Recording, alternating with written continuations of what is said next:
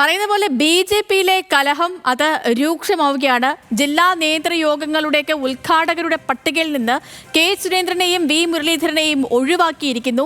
സംസ്ഥാന core committee അംഗങ്ങൾക്കാണ് ജില്ലാ നേതൃയോഗത്തിന്റെ ഉദ്ഘാടന ചുമതല നൽകിയിരിക്കുന്നത്.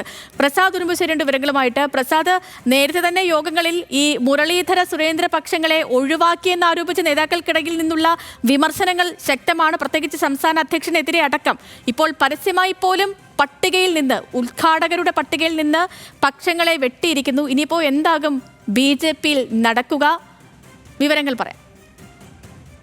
സത്യലക്ഷ്മി, ബി.ജെ.പിയിലെ ഈ ഭിന്നത മൂർച്ഛിക്കുകയാണ് എന്നുള്ളത് തന്നെയാണ് ഇപ്പോൾ വരുന്ന വിവരങ്ങൾ മനസ്സിലാക്കാൻ കഴിയുന്നത്. ഇന്നലെ അവരുടെ കോർ കമ്മിറ്റി യോഗത്തിൽ സംസ്ഥാന പ്രസിഡന്റ് രാജീവ് ചന്ദ്രശേഖറിനെതിരെ കടുത്ത വിമർശനം ഉയർന്നിരുന്നു. കെ സുരേന്ദ്രൻ ഉൾപ്പെടെയുള്ള ആളുകൾ തന്നെ കമ്മിറ്റി യോഗത്തിൽ അദ്ദേഹത്തിന്റെ പ്രവർത്തന ശൈലിയെ വിമർശിക്കുകയും ചെയ്തു. ഇതിപ്പോൾ ബി.ജെ.പിയുടെ 30 സംഘടനാ ജില്ലാ നേതൃയോഗങ്ങളാണ് ഇനി വരാനിരിക്കുന്നത്. ആ 30 സംഘടനാ നേതൃയോഗങ്ങളിൽ കോർ കമ്മിറ്റി അംഗങ്ങൾക്കാണ് ഉദ്ഘാടന ചുമതല. ഈ 30 എണ്ണത്തിൽ ഒരിടത്ത് പോലും കെ സുരേന്ദ്രനെയോ വി മുരളീധരനെയോ ഉദ്ഘാടകനായി നിശ്ചയിച്ചിട്ടില്ല. മറ്റ് അംഗങ്ങൾക്കാണ് ചുമതല നൽകിയിട്ടുള്ളത്.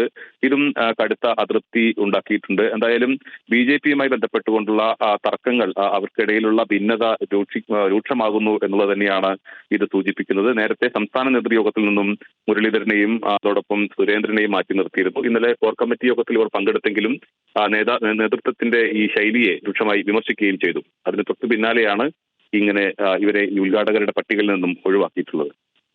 ശരി, പ്രസാദ് ഉറുമ്പശ്ശേരിയാണ് വിവരങ്ങൾ നൽകിയത്. അങ്ങനെ ബി.ജെ.പിക്കുള്ളിൽ കലഹം രൂക്ഷമാവുകയാണ്.